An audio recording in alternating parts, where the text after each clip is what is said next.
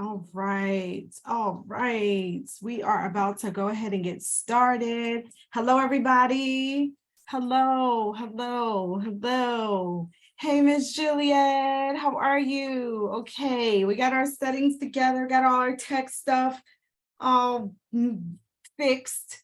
Okay, so we got medical supplies. New York City is in the house. Philly is here. Fort Lauderdale. Awesome. Awesome, awesome. So, yeah, this looks good. Okay, and then we're also live in our Mission 500K Facebook group. So we have some folks over there too, and myself and Jasmine will be monitoring that chat. But really quick, just want to welcome everyone here today. I want to start a clean recording. I want to welcome everyone here today. This is our Contracts and Conversations. This is part of our Mission 500K community. Every month, we try to bring you a dynamic expert, besides myself, of course. But we try to bring a dynamic expert to add some really powerful tools to your toolbox. Mission 500K is a mission that is near and dear to my heart. We are on a mission to teach 500,000 small businesses how to win in the government marketplace without writing proposals. So this is kind of crazy, right? Because Juliet is here to talk about winning and writing to win and winning with proposals. And the reason why that's important, and when Juliet and I got on the phone and we were just chatting away, it's really important because there are certain parts of the proposal that you need to have on hand, first of all, anyhow, no matter what you're doing in the government marketplace. And the other thing is there are some opportunities that you're going to have to write. You're just going to have to. And we want to make sure that you are connected with an expert and a company that can provide that service to you, and an expert that has a track record at writing and winning. Okay. And so my platform, I'm always teaching on DIBs and purchase card holders and simplified acquisitions and all the things that are $250,000 and below. We have courses and things that we teach you how to do that. But Contracts and Conversations is why we're here today. So I am going to introduce you all to Miss Juliet Fletcher. She's actually you're in Florida right now, aren't you? Oh, you're muted, Juliet. I think you are. You are muted. Yes, I am. I'm about a quarter mile from the house we were living in when I was born. Oh, and wow. looking out at the Indian River Lagoon and the sun and a road that's calling my name from my bicycle when this is over. So I'm taking a little break from the mountains. Yeah. Good stuff. Well, welcome to the sunny, sunshine state of Florida. I am in Jacksonville, but where you're Tampa? Cocoa, straight down I-95. Oh, okay. I thought you were in Tampa. Good stuff. So she is doing her thing with her family and enjoying the sunshine and going for a bike ride after this. But she is here and is going to share with us. I'm gonna let her go ahead and introduce herself. You should also, Juliet, have the ability to share your screen. Yep. Okay. But not yet. No, you don't. Says disabled. You are now. You're able to share. I am. What am I going to share? Oh, we have somebody here from Cocoa. Oh, who? I don't know. Arlisa. Awesome. Lisa who? Arlisa. Who are you? Pinkleton. She's your family member. You just don't know her yet. No. Okay. All right. I'm trying to why do you not want to share a PowerPoint? You make me share my whole screen? Really? Yeah. All right. Whatever. So yeah, this is, and we have everyone that is joining. Go ahead and put your industry in the chat. Put your industry in the chat. We always like to know who's here.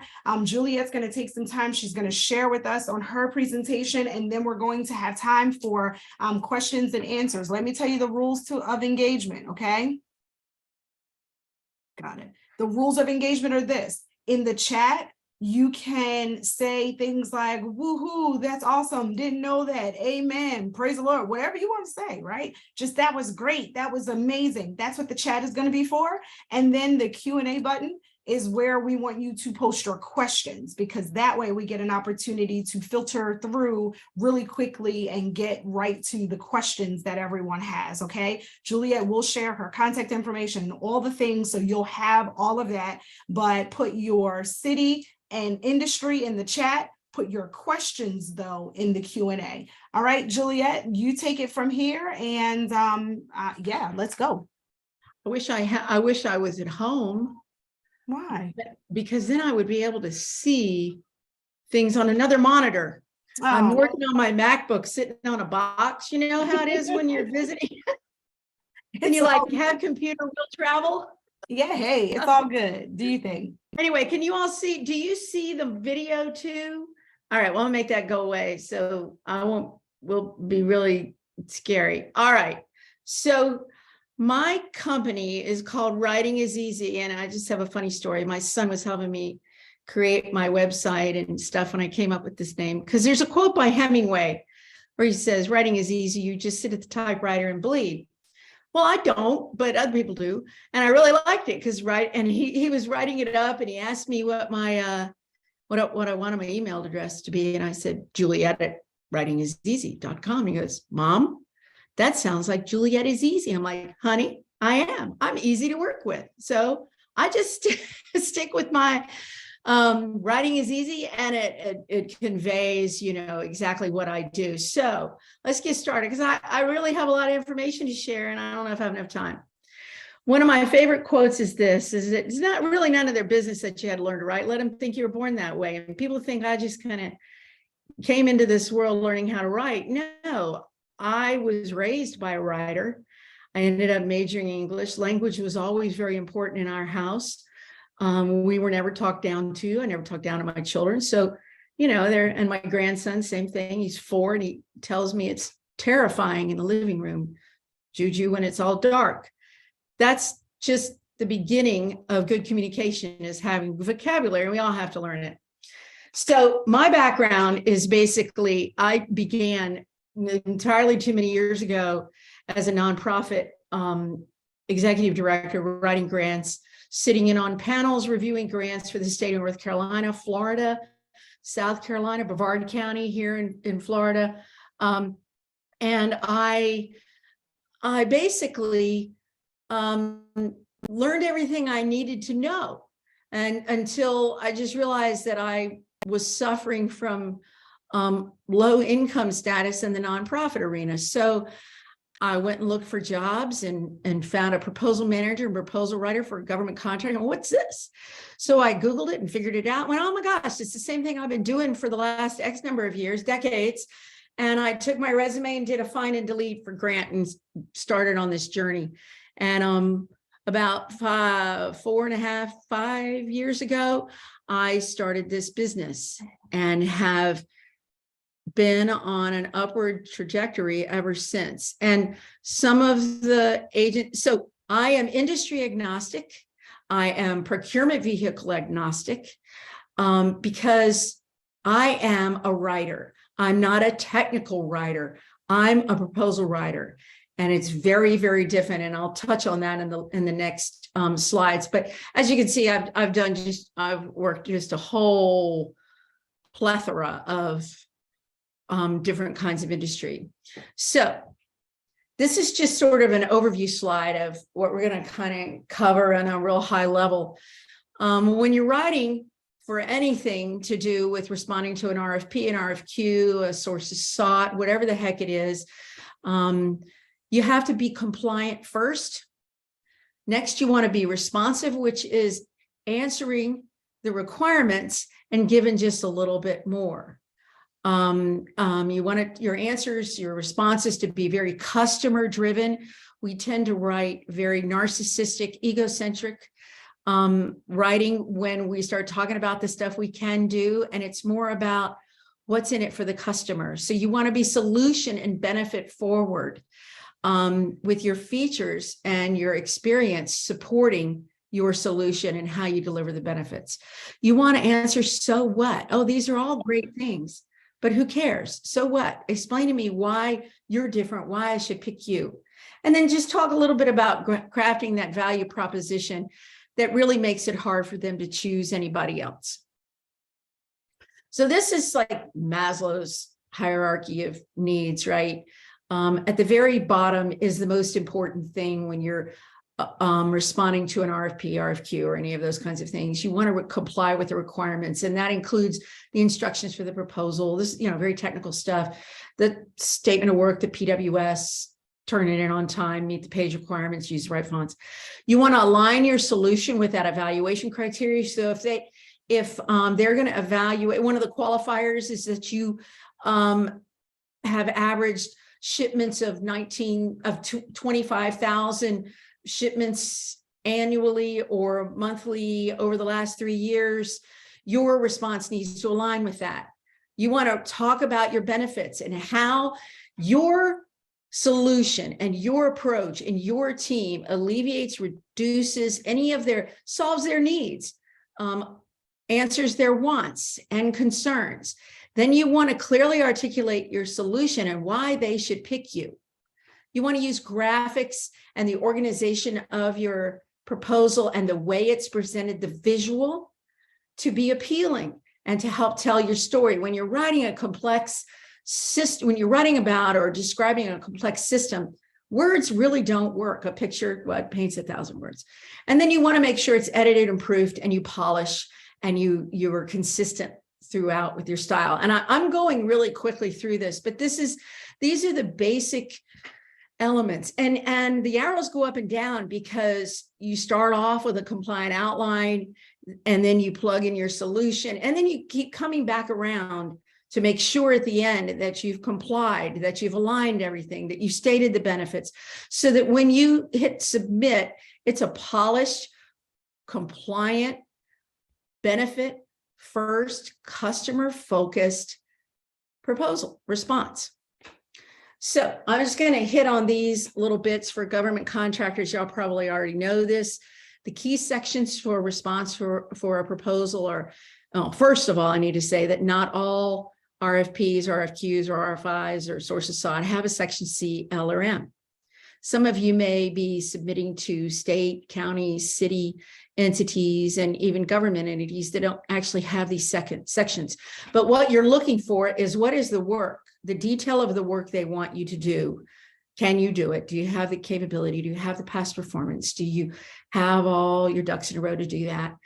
The instructions, section L, is going to tell you how many your page limit, how they want you to organize the proposal, where it's supposed to be submitted, when it's supposed to be submitted, Q&A, all of these things, what are all the conditions and notices to offers and all that legal stuff. And then section M, the evaluation factors. How are they deciding to pick the winning contract? And that's really, really important, because I think some of you probably already know, sometimes price matters more. Sometimes technical is more valuable than past performance. And when they're looking for small businesses, past performance often outweighs everything, because if you don't have proof of capability to perform, they really don't even want to take it any further. Section C, this is really important. And you can actually, use the Adobe system to do a find on everything that says will, shall, or must, because those are the things you have to be able to do. You must submit a monthly report in this form. You must deliver this. You must provide a quality control plan within 30 days of award, all these kinds of things I think most of you are very familiar with. Section L covers all of this stuff. What kind of contract is it? What are the requirements? What are the volume requirements? It can be as simple as, we just need a 5-page capability statement and your rough order of magnitude pricing. That's a requirement. Those are your instructions. Or it could say we want a 175-page technical response, a 50-page management, and a 50-page past performance, and key personnel are not included in page limits. This is just really typical things. Let's see. So section M is all about how they're going to weight and score. So for instance, the example I have here is that they are saying these are the different factors, and you're going to be evaluated based on these factors. And then further down, they'll say how they weight them. And I know I'm just like running a cursory thing over this, but this is when we start talking about writing to win. So this is where I also want to talk about technical writing versus proposal writing.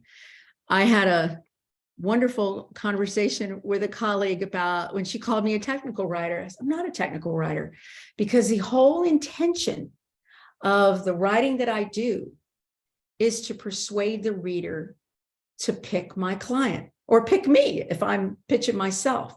So what is writing to win? It's persuasive writing. And what is persuasive? It means that someone who's persuasive is good at persuading someone to do believe something through reasoning or use of temptation. It's also convincing. It's also compelling. It's also valid. It's also winning. So I should go back to that screen and talk a little bit about this. I encourage you all, not just to soothe my ego, but I've developed somehow a really strong following on LinkedIn, and this is how we met. And I just posted recently a series on what is persuasion, what are the principles of persuasion. And I want to pause right here for just a second. I've done a lot of copywriting. I've done a lot of marketing writing. I've done a lot of content writing. And I used to do triathlons, and that cross training of running and swimming and biking, they all enhanced each other. And I find copywriting really enhances my proposal writing, because in copywriting, it's like poetry. Every single word matters. So every single word needs to be targeted at persuading the reader or the listener to trust me, trust my client, believe that our solution is actually going to alleviate their pain points, that it's valid, that we really know what we're doing and you should pick us, basically, really that kind of simple. And there are a couple aspects of copywriting that are interesting. And you might hear about the hook a lot. You got to have a good hook. My hook is writing to win. That's what I do. But really what the customer, when they read your proposal, is looking for, what's a fish looking for? They're looking for the worm. They're looking for the worm that's on the hook, because they're looking, I made a little list of these things, so I'm looking off to the side. They look for the value, the benefit, the experience they're going to have when their pain points and risk issues that are keeping them up at night are diminished, mitigated, or just eliminated. They're looking for the results that they are looking for. They're looking for you to help deliver those results. They're looking to improve their lives. They're looking to improve their business. They're looking to improve how they spend our tax dollars to provide better services or protect against cybersecurity threats, whatever it happens to be. They're looking for time savings, money savings, and they're looking for you to help simplify the very complicated, showing them, demonstrating to them that you have full understanding. So basically, the words are your tool to deliver your value. And that's what writing to win is all about. What your words do is the value delivered by the words that you write and use in pitching yourself converts the reader to believers. That's your goal, is delivering value through words that converts readers to believers in you. So I came across Robert Cialdini's, I say it's Cialdini, I've actually never heard his name said, of the 7 principles of persuasion. I'm not going to hit these hard. And if, like I said, follow me on LinkedIn, you can go into my recent post, and I have a post for each of these. So reciprocity. People feel obligated to give back when someone else is given first. Now, it's tricky in government contracting, but I think we know how this works. a waiter or waitress gives you a free dessert or mints, and you're more likely to tip them a little more. I mean, that's kind of how reciprocity is. Scarcity means that if they think there's less of something, it means it's more value, and we can all relate that to toilet paper, gas, and what we've all been through in the last couple of years. Authority, people follow those that are leading with credibility and knowledge experts, so that validation from other clients, other customers. You're on the Fortune 500, Esquire writes an article about your CEO. People like to be consistent with the things they've said or done before. So if you've met a contracting officer and they say this, that, and the other, and you repeat that, not quoting them, but using their same words about their pain points and about things they're looking for, you've crossed over to the other side of the table and are sitting next to them as a collaborator and someone who understands. People prefer to say yes to people they like. Social proof, we all know about that with influencers and all that kind of stuff. And then unity springs from our innate desire to belong. So one of the things, and I'll talk about this later, is instead of thinking of yourself as a contractor, but thinking of yourself as a collaborator, that you share the same goals, the same mission, the same results-oriented drive and pursuit that your clients or customers do, you then are in the same place. You found that common ground. And I recognize this is a lot of information I'm throwing at you. And honestly, so much of this is in my posts on LinkedIn. So if you feel like you need to go back through it, feel free. That's why they're there. The first principle of persuasion and writing to win is writing about them, because it is not about you. It's about perspective. Until the first, and I'm right here on the Space Coast where SpaceX rockets and the Saturn V went up, and I watched them as a kid. The first visions we had of the moon were from the upper atmosphere of the Earth, in some of those early rocket launches and satellite launches, and the early orbit of the Earth, and seeing the moon in the distance.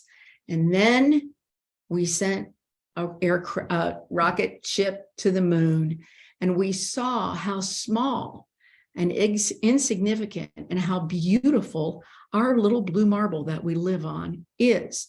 Complete change in perspective for all of us when we finally had that view of Earth from space. And perspective is everything. It's not about you, it's about your audience. If you want to convince anybody of anything, you've got to drop your ego at the door, leave your features in your back pocket, and focus on what they're looking for and what their needs are. You want to begin with collaboration.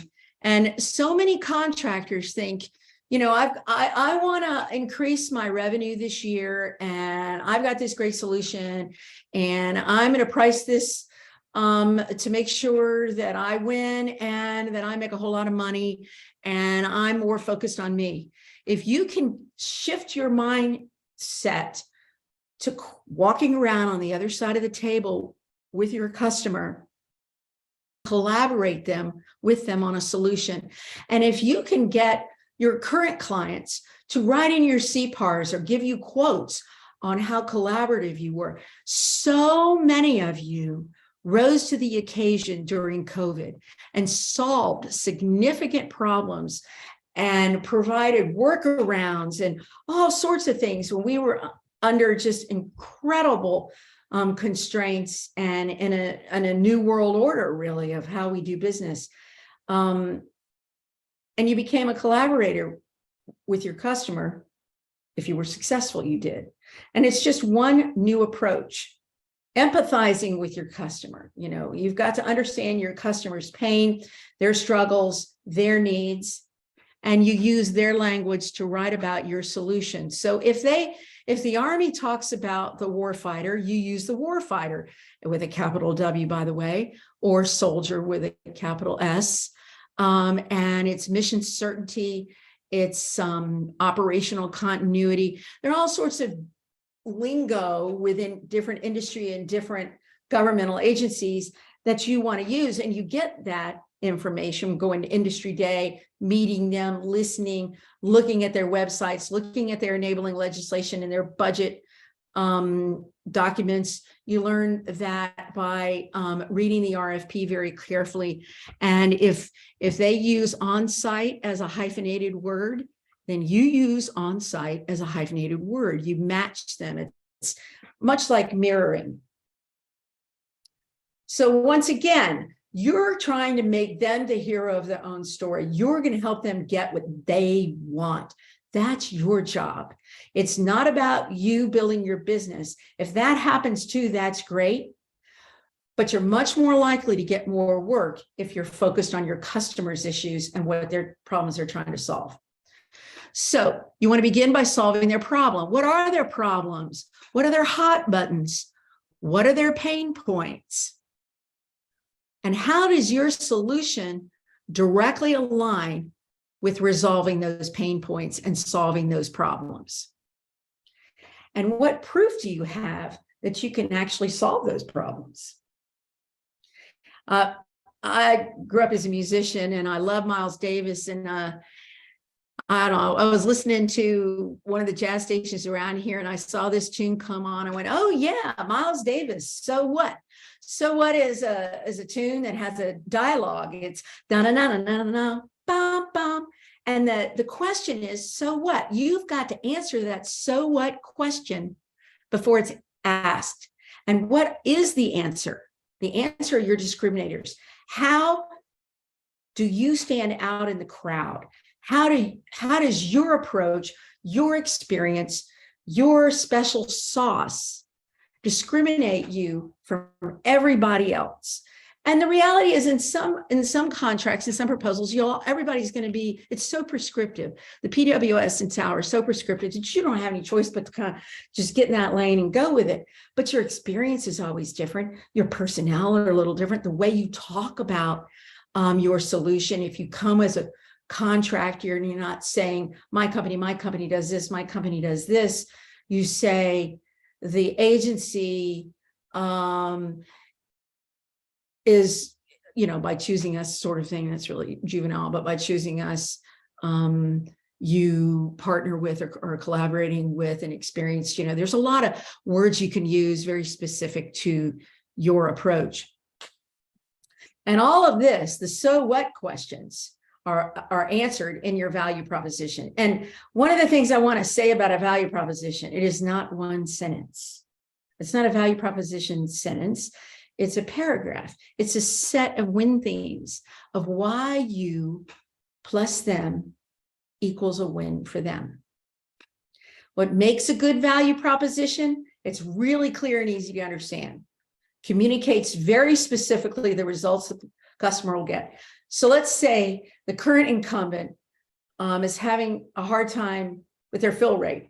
Let's say it's a bunch of nurses and they can't keep nurses. Nurses are hard to get. It's a hard to fill position sometimes, particularly if it's in an austere location or a location away from a big city and you've got to house them and all this kind of stuff. So let's say you've done this before and you had a 97% fill rate and like a 99% retention rate, or they're concerned about the maintaining the knowledge base. How good are you at attracting the incumbent personnel and keeping them? What do you do to do that? And how have you done it? So you have a little focus box or call out box that say on similar work with such and such, we have maintained a 97% retention rate or transition rate or whatever. And then you explain how you did it. How do you do that? What's your compensation package? Are you a lean machine? Do you provide opportunity for advancement? There's a whole multitude of things that you can say there. And that value proposition needs to be read and understood in just a few seconds. They should just be able to see it. So sometimes you can do what is in essence a value proposition in a text box at the beginning of your proposal or beginning of a section with key information in a little focus box. It's a great way to do it. Your value proposition can include checked boxes that you're a service-disabled veteran-owned business or your ISO cert and you have an X retention rate in that same area and industry and work or whatever. So this is kind of a funny story. So I don't know. I think it's kind of funny. It's kind of odd. When I lived down here before, there was a Tire Kingdom within walking distance of my house, and I'd had them change my oil numerous times. And so I went over there, and why did I keep going to Tire Kingdom? Why did I trust Tire Kingdom? I trusted them because it was reasonable. The location was great. I could go drive my car over there and walk home. They call me and I go walk back over and get my car. They did good work. I didn't have any problems with any of the oil changes they did. And the key thing is I don't really care what they had to do with the oil. I don't really care what they had to do to get their mechanics certified. I don't care about all those features because they were solving my problem. The benefit to me from those features that I don't really care about, except the location, was it was affordable, it was convenient, it was reliable. And the proof was in my experience, and the proof was on their website, actually, and the business that they had. So a benefit in your proposal or in your persuasive dialogue is stating what success looks like. The feature is how you deliver that success, and the proof is how is the customer going to know that you actually can deliver. We go back to talking about pain points.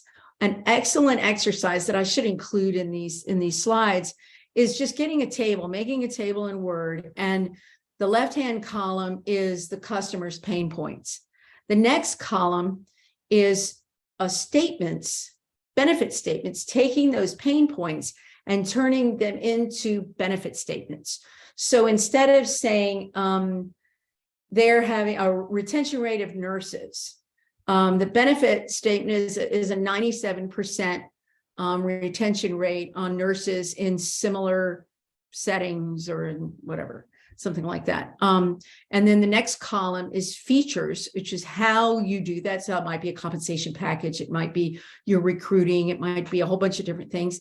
And then the final column is proof. So you have pain points, benefits, feature, proof. Fabulous exercise. I do this with a lot of people, particularly when they're trying to figure out how to articulate their value proposition, how to articulate why them, their so what, their why. I use it a lot when I do copywriting too, because it helps me get the language and the words and the terms that I need to write that very pithy copy. Some of the tools of writing to win include, and this is really getting down into the brass tacks of writing, it should be one idea or concept per sentence. And let's see if I can walk through this little animated thing.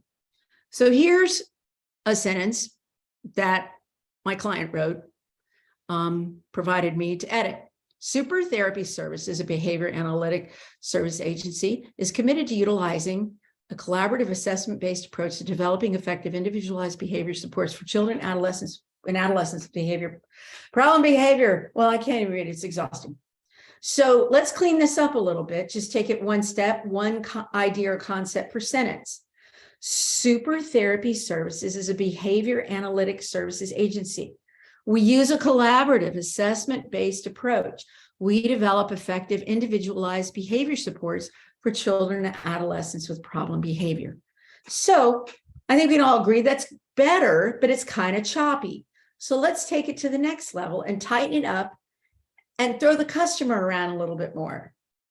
For Calvert County School District, Super Therapy Services provides a comprehensive system of individualized behavioral health services for children and adolescents with problem behavior. That's what Super Therapy Services does. What else do we do? As a behavior analytics service agency, STS delivers a wide spectrum of services to CCS across diverse settings and at various levels of care. It's a little higher level. It's talking to the customer a little more.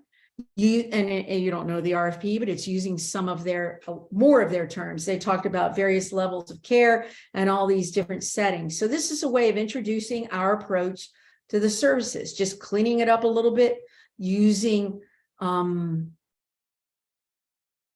words that address the benefit and the customer. All right, so I'm all about being direct, and that's supposed to be a school building. So most everyone, I think, probably took an English composition course in high school or college, and the teacher said, what you want to do is state your thesis, make your case, and then make your conclusion. And in proposal writing and in persuasive writing, you do the opposite. You put your message or the most important information first. So I actually have clients, and if you're doing this, stop doing this, we'll put a conclusion at the end of a section. Well, if you haven't gotten me as a reviewer in the first paragraph, I may not ever make it to that last paragraph.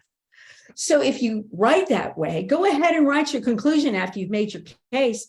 Now take that conclusion and move it to the very front to begin with the end in mind and state it first. So what's the end point? Our solution delivers these benefits using these features. And we've done this for other people, and here's the proof. There's your value proposition, right? You want to begin with that. And then the rest that you write, if you can hook them at the front with that worm of value, benefit, experience, results, money saved, time saving, cost saving, schedule, and performance. Those are the things that the government worries about. If you can address those right up front in a very clear way and deliberate way, focused on the client and customer, you're going to grab them. So you want to get to the point, get there quick, make your point, and then back it up. So I like this because I think this is so true. It's easy. All you have to do is cross out the wrong words. I have a way of going about writing proposals that I don't allow negative words at all, except in the risk section. So I don't know if y'all even know this song. You should accentuate the positive, eliminate the negative. And that's what we want to do. So you don't use don't, won't, not, without, but, however, in spite of. You don't use those. You use and. So where you might say but, say and. It changes the whole meaning. I think we all know this. I love you, and I still want to move to the Bahamas. I love you, but I want to move to the Bahamas. Different meaning. I'm going to just tell you that very few people know how to use semicolons. They obstruct the reading. Very few people use them right. I would say avoid them. I have a bunch of examples here. I'm just going to kind of fly through. You either should make a sentence or link them with a conjunction like and or but. And this is really getting down in the weeds, but I get paid a lot of money to straighten out these kind of sentences to make sure we've got the right meaning. And I'll say this one right here, this last one in proposal writing is typically what I do, because I don't want to say but, I want to say and as often as I can, because we're going to accentuate the positive, right? All right, this is so weird because I can't see you all and I can't engage with you all. So I'm just going through this. It's all good. Like, it is so good. We're chatting away while you're doing this, and I'm gonna I want everybody to start putting their questions in the Q&A so that we can have some time to ask you some questions. But this is really good. That reframe is powerful. All right, I'm going to fly through this because I got a lot more stuff to talk about and I'm nowhere near done. All right, so bullets are all equal. Numbers indicate sequence or priority. Please, if you're just listing stuff, use bullets. If you have, it's ordinal. If it's a process or priority, use numbers. The whole idea here is that you're putting their problem in the rear view mirror. So you want to be compliant. You want to shift your perspective and your mindset from contractor to collaborator. You want to paint a picture of their success. You want to describe how you achieve their success with your features, and you want to prove that you can do it. And I'm just going to hammer those all the way to, the end of my days. These are the things I say to all my clients. Where's the benefit? What's in it for the customer? Why are we talking about this? All these features, why would they care? So what? And how do I know you can actually do it? I literally have these conversations with just about every client. Okay, let's do this real quickly. Are you ready? Do you have all your ingredients to bake your proposal and to really make a persuasive case? Do you have a high probability of winning? Do you have the internal resources? Do you have all of these things I've listed here? I had a conversation with a client today, and I actually posted about some of this on LinkedIn today. They need a $500,000 effort to win a double-digit billion-dollar proposal as a prime. And I said, so, if you don't make the investment of $500,000, it's peanuts if you win, but you can't even get in the room if you're not willing and have the internal resources to pull together the proposal. So you need to really think about that. And then if you win, are you going to be able to deliver? This is really important. How do you build a team? This is a more sophisticated, full-blown team. And probably in some of your businesses, you may be doing all of this. Capture manager, proposal manager, writer, blah, blah, blah. Desktop publisher. Don't forget the desktop publisher. And document control. Oh, man, that's a big one. Who's going to be the last one to touch it, review it? Who's submitting? And I will just say, I have document control until it's at final, and then I hand it over. Whatever my client does with it from there is their issue. I hate doing submissions. It keeps me up at night. All right. When are you going to start? You need to start right this minute. You need a branded template in Word that has all the styles and all the bells and whistles. You need to use your capability statements to populate that in your web content so you're consistent across all of your media. You need to have a benefit feature proof. I would even say pain point benefit feature proof table for all your products and services. Those are your win themes. You can go to that language and grab it and drop it in. You need current resumes of all your key people. You need an org chart. You need to organize your past performance. You need to collect all this. You need all this stuff, gather it all, and then build a content repository. And I'll give you an example of a good one. I have a 8A ANC that I work for, and I created like an 80 or 90 page Word document that is our vetted content for, and I don't know if you know about ANCs, but God, they have a gazillion subsidiaries doing everything from construction to cybersecurity. I mean, it's just healthcare and everything in between. So it's really complicated, but we have standard intro, standard recruiting retention, standard risk, standard QCPs, just standard stuff. And it makes it so that the proposal manager basically can just go to that and populate everything but the responses to the PWS and SAL. It's standardized, it's vetted, it works, it's great, it's efficient. AI is out there, there's content management. Man, this thing, so simple and it works so well. All right, proposal manager's job, which is a job I don't ever like to have unless I'm the only writer. This is pretty much what a proposal manager does. They're a cheerleader and a taskmaster. That's what they do. This is what they do. They take care of everything. They make sure everybody's doing what they're supposed to be doing on time, and they run roughshod around everybody to get the writers what they need. So, and designers and stuff, what we need from the SMEs. Okay, this is a really important one. I'm just going to open it all up, not speak to everyone, and just, guys want to screenshot of this, fine. I think we've talked a little bit about what the source is. Your output into your proposal is you want to comply with everything. You want to follow the order they present the information, and particularly if they have very detailed evaluation factors, and they have proposal instructions of, in factor one, you blah, blah, blah, do this, that, and the other. And then in factor two, you blah, blah, blah. You parse every single word, every single requirement, every shall, will statement. And if this is really important, if they're redundant, you're redundant, because you don't know if the same reviewers are going to read your management volume and your past performance, or your technical volume and your key personnel. You have no idea if they're going to do that or not. So you have to make an assumption that they're not. Doesn't mean that you repeat everything, but you can refer to those volumes, you can refer to the other sections. You can drop in the management section, if they got key personnel as a non-page counted attachment of some kind, you can put a key personnel table in there that shows their qualifications and stuff. You do what they say, because they're setting the rules. And I just said that. So formatting the document, these are really important.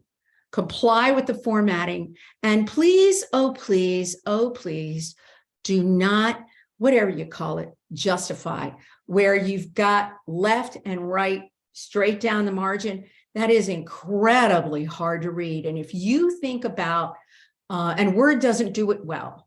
If you think about these reviewers having to, you're submitting a 50-page document. There are 10 others submitting a 50-page document. 50 times 10 is what? Isn't that like 500? Is that right? Yes, it's 500 pages they've got to read. Oh my God, exhausting. Left, justify your responses. Do not double space between sentences. If you got somebody doing that and you've developed this habit, you go to Word and you can go to the navigation pane and you can do a find and replace, and you do period, double space, replace with period, single space. Easy enough.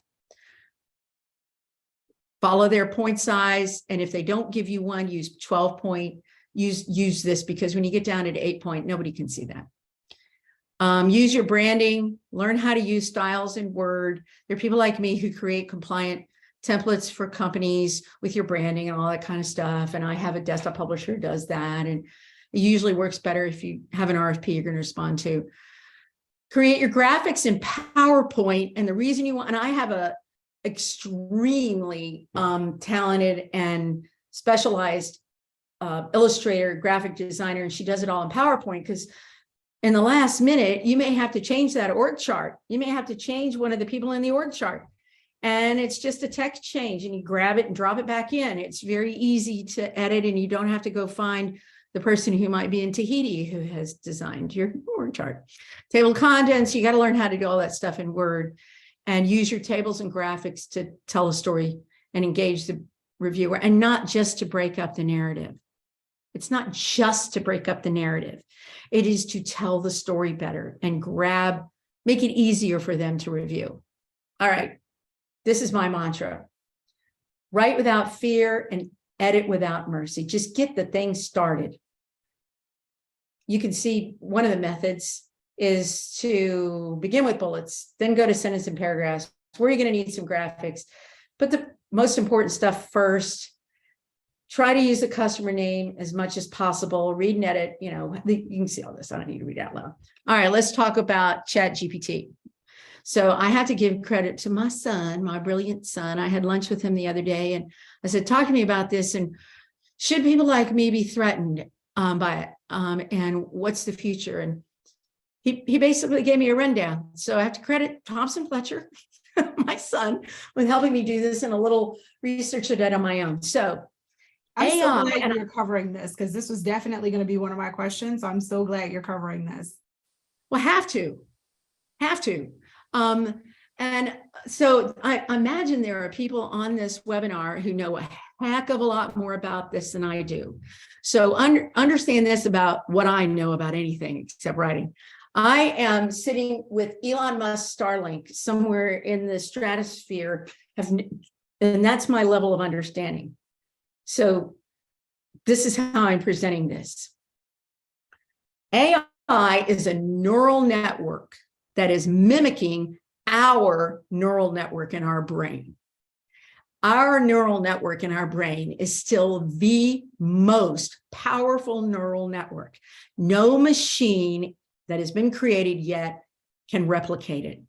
There are 3 levels of AI sophistication, I guess you could say. ChatGPT and almost, I guess, probably all AI right now is in this very nascent beginning stage. The next stage is more general, which means it can do more, and super is the one we're all afraid of. And Elon Musk says it's going to, take over the world and run our lives.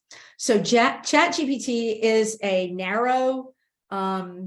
artificial narrow intelligence.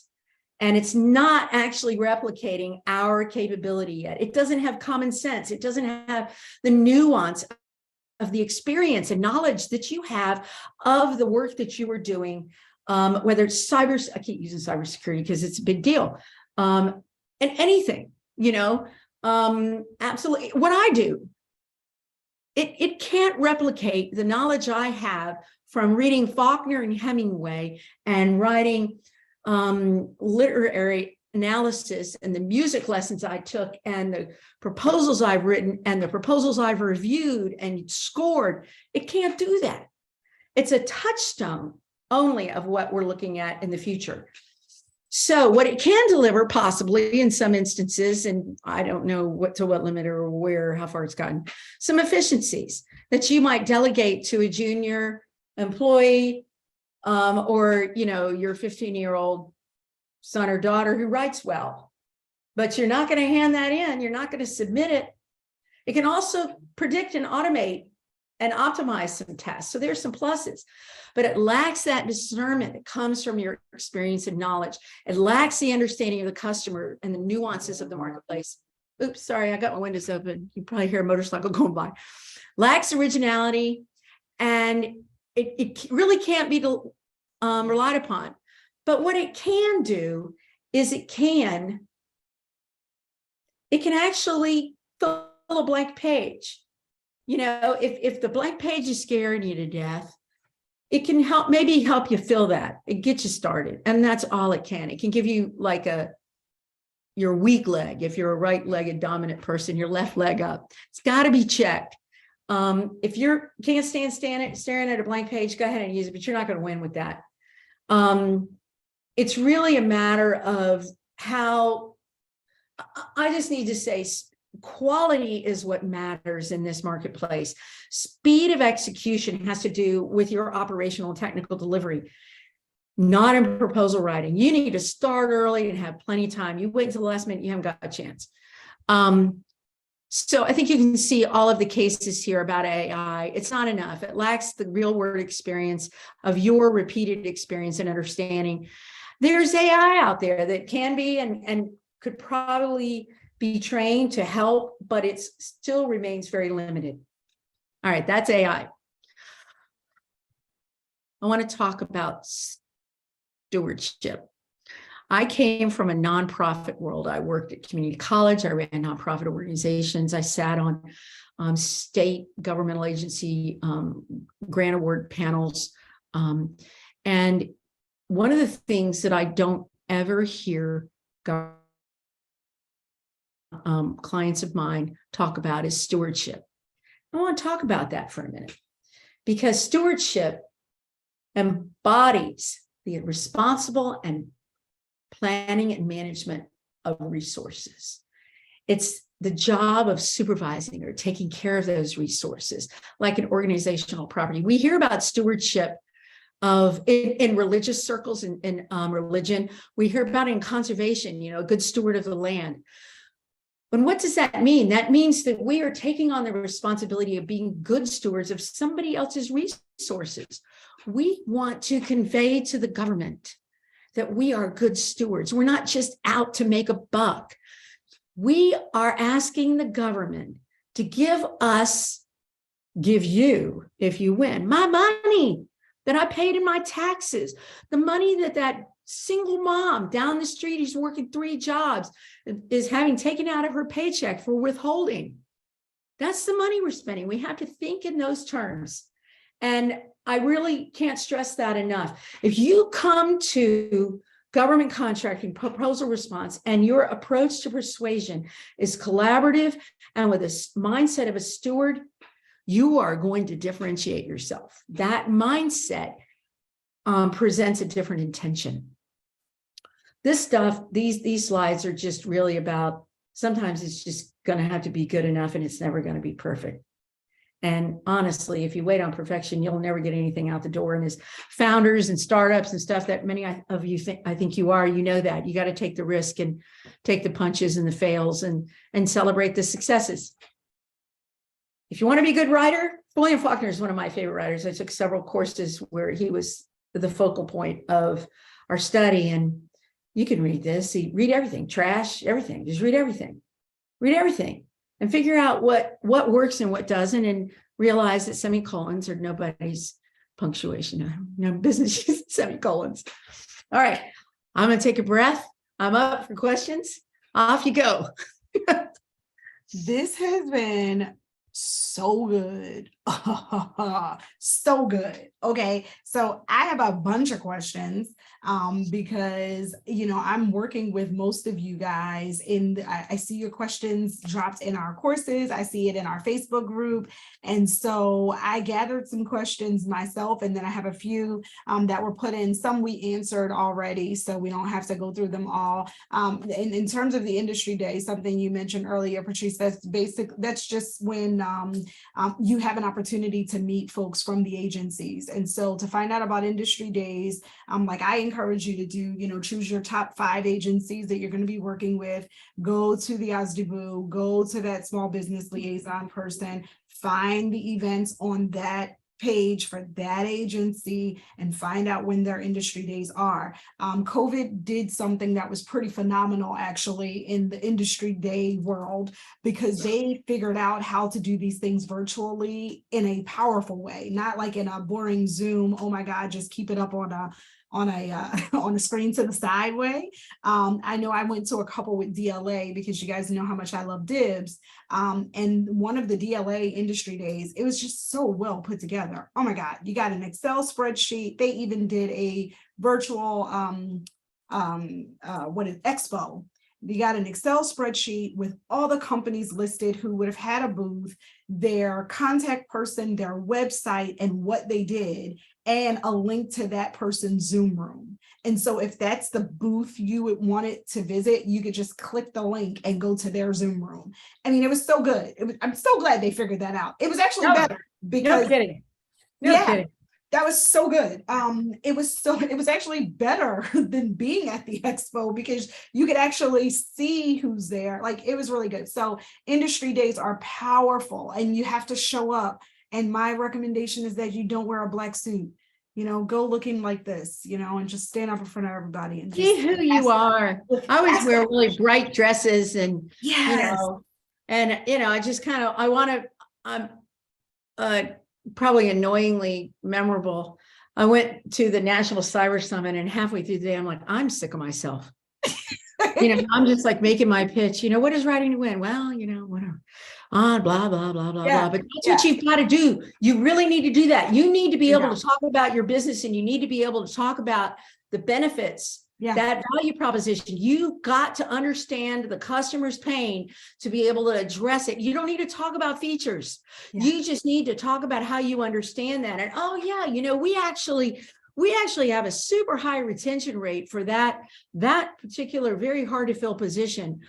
We've done this on this contract. And if you'd like, I can send you some information on that. Yeah. And then go do it. Yeah, absolutely. Ask questions when they do panels. Like, I don't care if you have to Google an intelligent question, like be the one to go to the microphone. ChatGPT it. Yeah. Say what you need to say in your red jacket.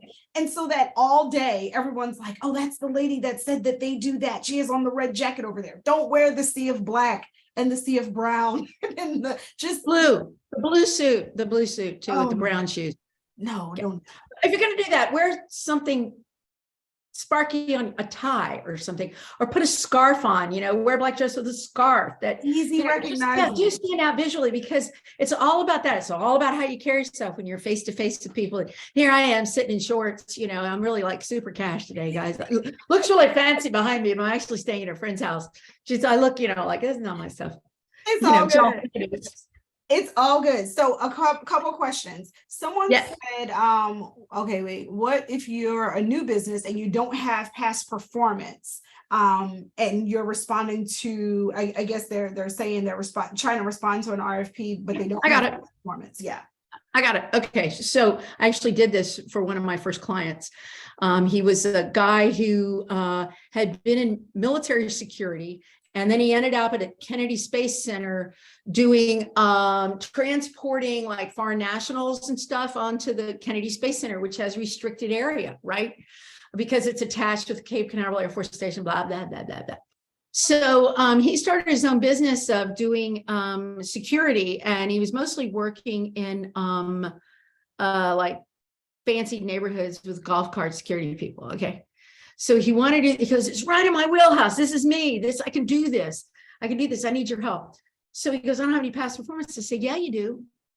You, as the executive officer of your company, as the president and CEO, your personal experience counts. So we wrote about him as that. I had a call out. I had a table with all of his experience, 30 years of experience in base security, blah, blah, blah, blah, transporting, blah, blah, blah. He got the contract, his first contract. He was a sub to AI Solutions, transporting foreign nationals for launches of some kind. There you go. So one, It give works. one that has experience. Two, your personal experience does work. There are times where the government will ask specifically for your government related experience and a contract number and a value or like those things. Obviously, if you don't have it, you don't have it, right? But Yeah, you don't qualify. you don't qualify. It's just real And simple. the NACE code. Have you done this work in this NACE code? So Right. yeah, there's that. And that's why people start in GSA, you know, and that's why people start in other areas. But you know, Yep. How do you respond to a statement of qualification? I think we're kind of talking about that. Statement of qualification. Are you like talking how do about, you qualify? Is that what they're asking? I don't know, Deborah, what do you mean? A statement of qualification? So I need you to either put that in the chat or whatever. How do I get past analysis paralysis? You join my course, you get in my Facebook group and let me yell at you for like 20 seconds now. You just do it. You make a decision and you realize that if you don't start where you are, you will stay where you are. And most people that are in this industry, especially getting started, you're stuck because you're listening to like 1,500 YouTubers, you're watching 88 webinars, you're listening to 33 podcasts, and at some point you have to press the button. I particularly, this is why I get you started with the low-hanging fruit, like press the button, like you got to submit something. You're never going to win, actually, if you don't submit anything. Exactly. So you just got to try. Go back to doing what you were doing. They can only tell you yes or no. Start with sources thought. You know what I mean? Start by saying like just the market research stuff. Submit something to the government. Well, the other thing is that if you don't win, get a debrief, find out what was wrong, what was going on. But you know, honest to God, that's why that I have this guy who he's the one I was talking about with the shipment thing, and they don't actually qualify, and they think they're going to have a 20-30% chance of winning a double-digit billion contract. And he goes, you know, I went to your seminar or whatever presentation, it was like 5 years ago. And he goes, this is what I remember: write without fear, edit without mercy. And I really mean that. I really, really mean that. You will never start if you don't start. You'll never get anywhere. So the first thing you want to do is start with your compliant outline and then answer it. Answer the outline. Yeah. Just answer the outline. Yeah. How do you ensure that you maintain, I keep using personnel, a fill rate of 97% or more? So you tell them, how do you do that? You create the outline. And I want to talk about that real quickly, even though I don't know if there are any questions about it because there are too many and I can't read them. There are. Is this, you need, okay, this is what I tell my clients. I go, yeah, sure, we can use your stuff. Send me your proposal template. This is not a template. This is just the proposal. And I can't find stuff and it doesn't have the stuff I need in it. So I always start by using Word and using all the styles, and I create a proposal template. And what you're doing is you're taking your pitch document, the only thing they're going to see that they're going to know, that they're going to learn about you. You're taking it from, you could consider a Camry, which is a really good workhorse of a car. You know, there are a lot of Camrys still driving around. We had one that had 2 engines and over 200,000 miles on it until it caught on fire when my son was driving to a swim meet down on I-95. That wasn't so cool. You know, mom, smoke's coming out. Get out, pull over, get out, you idiot.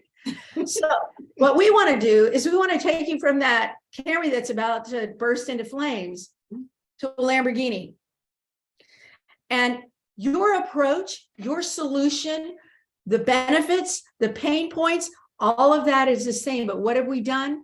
We've taken you out of the Camry workhorse and put you in a Camry. I mean, in a Lamborghini. And don't we notice those going down the road? What the heck is that? And that what happens then is you stand out like a bright hot pink t-shirt and it's sea black. I love it. Juliet, I dropped your LinkedIn. So we have tons of small businesses on here, all different industries, all different things, right? Couple questions. One, how do they get in contact with you about your services? I have LinkedIn. Is there another way that you prefer? Yeah, they can go to my website and put in a thing, but I mean, they can put in a form. I get those in email. My email is juliet@writingiseasy.com. Very simple. Juliet, because I'm easy to work with, remember? I love it. And Juliet's not easy, but she's easy to work with. Y'all better. That's right. You darn right. So I got a couple questions here that we got from the group online. Can you name 2 or 3 things that you tell your clients to stop doing when you bring a new client on? So the things that you say, like, stop doing this. I know you mentioned a lot of things already, but anything outside or anything that stands out that small businesses are doing. Yeah. Stop making it all about you. Yeah. Just stop making it all about you. It's really not about you.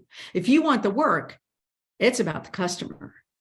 Yeah. You've got to go where they are. You've got to understand where they are. And if you don't understand it, then you're probably not going to win, because somebody who does understand it and can hire somebody like me to write for them is going to convey that.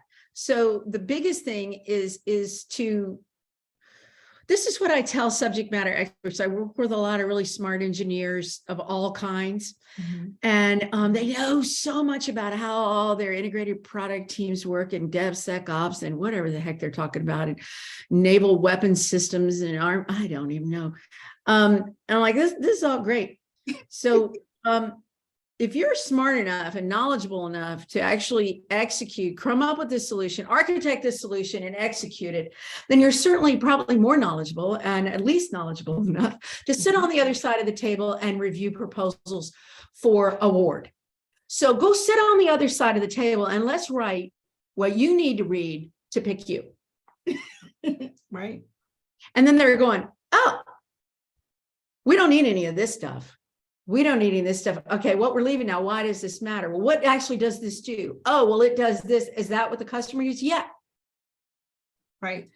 We often lose pages of boring technical content. And I'm like, can we just do a big concept of operations graphic for this instead and cut all this gobbledygook out and nobody knows what the heck you're talking about except you and like 3 other people in the world? Yeah. Write what you need to read to pick you, ignorant of everything about you. Yeah, and I love the fact that you highlighted that several times, which is so key. That along with, the stewardship piece and the fact that you want to be chosen because you're going to be a good steward of the government's resources to do, that's powerful. I know that there are some people who believe that the only thing they need to do is repeat what's in the RFP. And literally. Oh, no. In fact, for a lot of small business set-asides, they'll say, do not repeat the RFP. Mm-hmm. So here's the answer to that. When you're at a loss, you take the section, and let's say it's, I can't think of anything right now. You take the keywords out of the requirement and you make 1.1. Mm-hmm. And then what you do in your outline, and then what you do under that is say how you do it, who's going to do it, and why it's the best solution. Yeah. The last part is that where have you done it before to prove you can actually do it? Right. Who and what are you going to do and why and how? The how question, we run across this a lot with particularly IT people who just read the requirements and drop them in. I'm like, yeah, anybody can do that. How do you do it? That obviously this is what you're supposed to do. Right. How do you do it? Right. So instead of taking their shall statements and turning them into will statements, say how. And let me speak to the will thing for just a minute. I get paid a lot of money to change statements from XYZ company will execute the PWS requirements in full compliance, blah, blah, blah. No, XYZ company execute, not will execute. What you want to do is convey that this is standard operating procedures. This is what we do. This is every day. We do this all the time. This is we don't, but we're going to say that. Our QCP does this, that, and the other. Oh, we really need to get writing on this thing, because if we win, we have to turn it in a week after we get awarded. Yeah. So, I mean, there's a lot of scrambling here. It's not smoke and mirrors. It's not lying. It's presenting yourself in a confident manner. Yeah. You know, Not written like your business plan. Like, we're going to, we believe that we will be. this is what we do. You know, what is that song? This is how we do it. Yep. This is how we do it. Listen, I only bring you guys like the best people. Juliet is like the best in the business. So Juliet, listen, if what's the criteria for working with you? Like, who's your ideal client? And how can these businesses like just like know what to come to you with and stuff? Like what needs to happen? Who tell us about how we work with you? My favorite clients are the ones that pay. Come on. And pay when? On time. I'm kidding.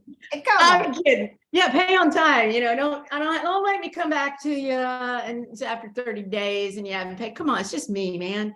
So I can tell you, ideal client. I work with billion-dollar companies and I work with first out of the gate GSA contractors. Okay. I work with a wide range. When I work with big companies, I'm usually on like a volume lead for past performance or management or something. And somebody else has gotten that contract. Although sometimes they're coming to me and I'm like, oh God, no, I can't do all that here. I got a company that I can, pull you in. So how do you get to work with me? Here's the thing. You need to have some content. That's a good place to start. You need to have something you're going after. That's the best way to start. I charge 25% more if you come to me 10 days from deadline, because you're disrupting my whole life. And this is lesson learned. Yeah. It's going to cost you a lot more money to do it that way. And, it also helps a bid, no bid decision. Got it. Do we really want to commit that kind of money to this? So the best thing to do is what I usually do with people is get a connection request. I accept it.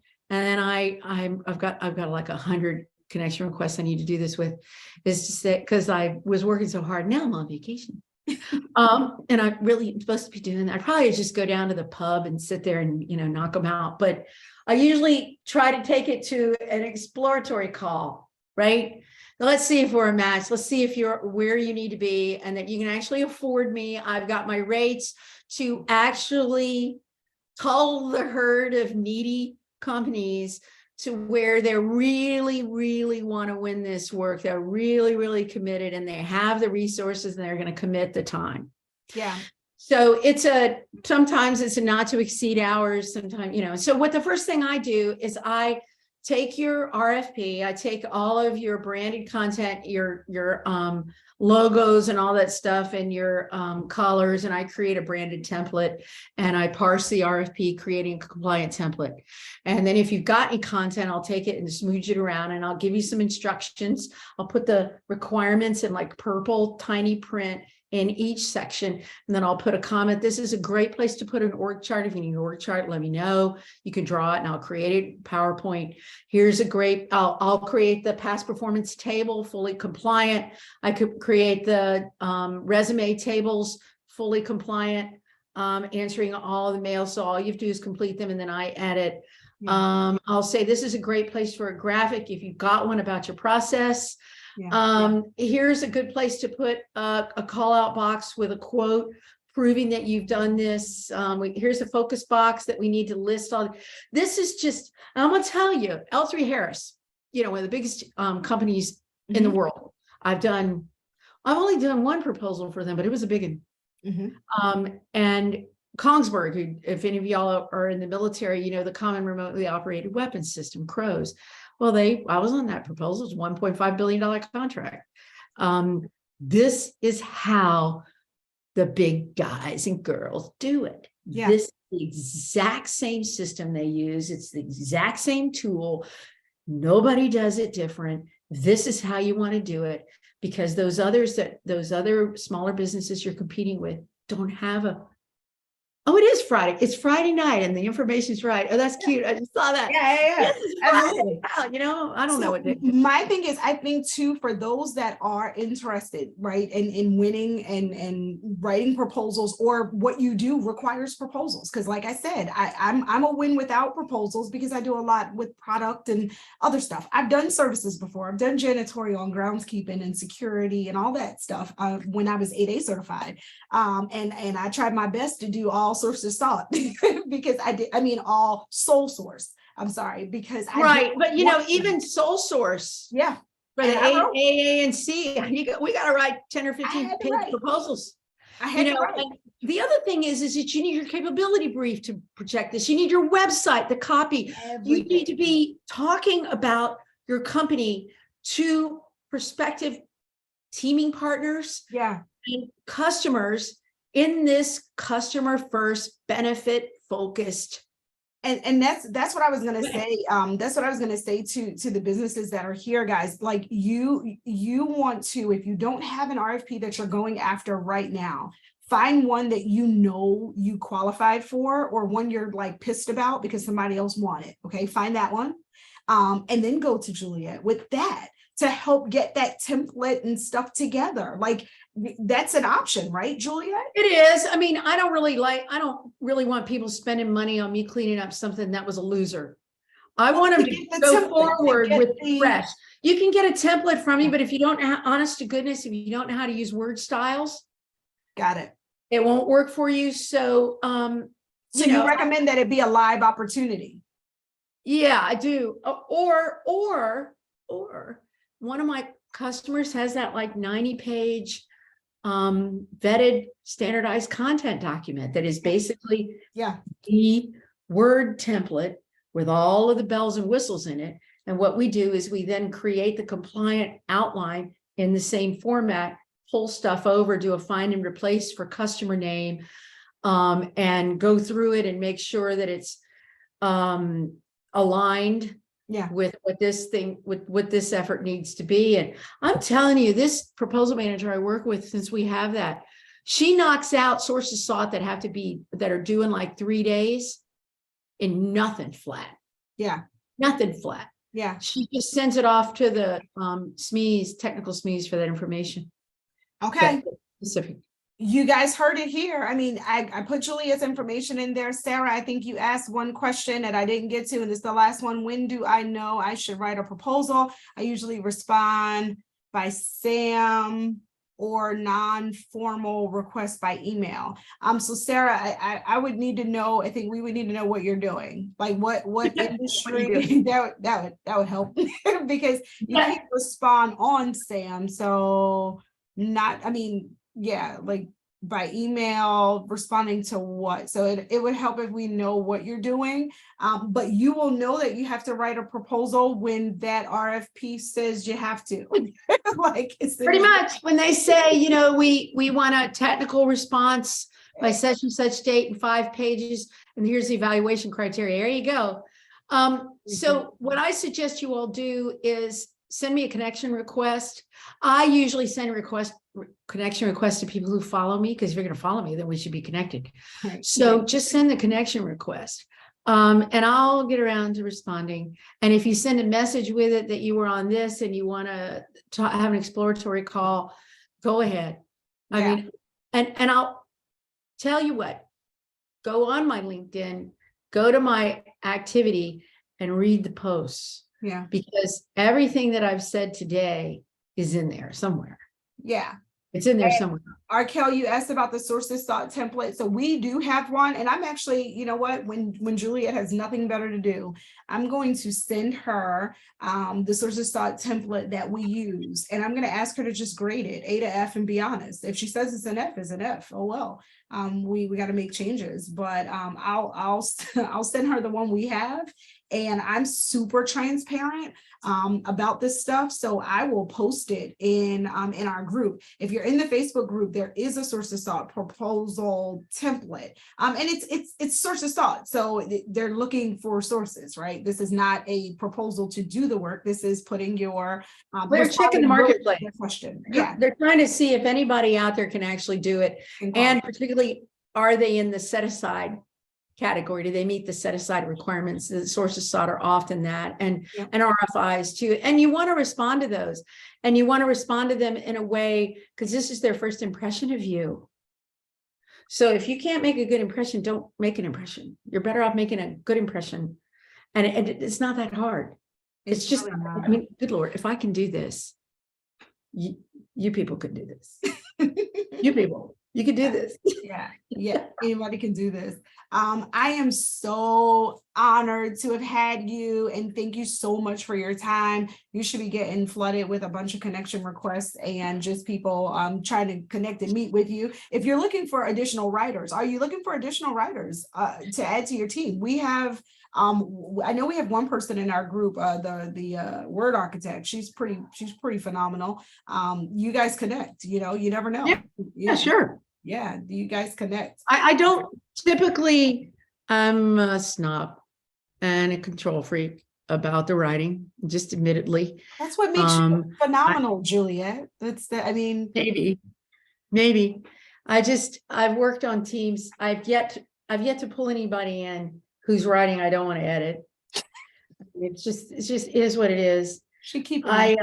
I'll work on teams with other writers, and the proposal manager go, hey, could you read this and edit it? I'm like, oh my God, how much are you paying them? You realize you're paying double for this, right? You realize, right? Anyway, yeah, sure. Contact me. Yeah, absolutely. Contact her. She's gonna keep it a bean. Okay, she keeps it 100 all the time, and that's what I love, and that's what you need in this space. Okay, so that's it for our contracts and conversations today. Connect with us on Facebook, of course. In Mission 500K, we put the links in the chat, so you guys have a way to go right to Juliet's LinkedIn profile, and you can connect with her there. Okay, this has been phenomenal. Drop this. I'm dropping my email address. I've got the thing on a box. This is not working really well. What is my easy.com? And I'm gonna drop your LinkedIn one more time. There's my email address. Okay, awesome. Okay, and I'm going to drop her link a few more times just so you guys can go right over and connect with her. And that is all for today. You guys enjoy. I think they're already doing it. Ruh-roh. Don't expect an answer. Look, she's gonna be like at the pub and on the path in a minute, so just not today. She'll get to exactly. Not today. Not today. Have a good weekend, Juliet. Thank you so much. Thank you. All right. Bye. Bye. Bye, everyone. For those that are on here, listen, you get a copy of this. If you are a Mission 500K member, you get a whole recording of all of our contracts and conversations. We only bring you the best people. That's what we do. So if you're a member right now, I think it's like 50% off. So grab that membership and get access to our course.